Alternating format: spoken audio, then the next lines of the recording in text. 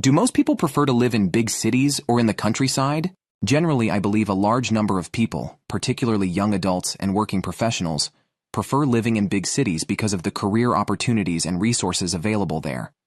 For instance, cities often have better infrastructure, including hospitals, schools, and public transport, which makes life more convenient. Moreover, big cities usually offer a variety of social activities and cultural experiences, such as theaters, art galleries, and concerts, which can enrich one's lifestyle. However, many people are now reevaluating the benefits of city life, especially after experiencing the pandemic. Some people are increasingly attracted to the countryside because of its cleaner air, more spacious environment, and slower pace of life, which can improve mental well-being.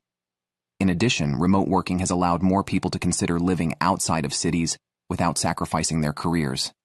So, while cities are still popular for their convenience and vibrancy, there is a noticeable trend towards rural living among certain groups.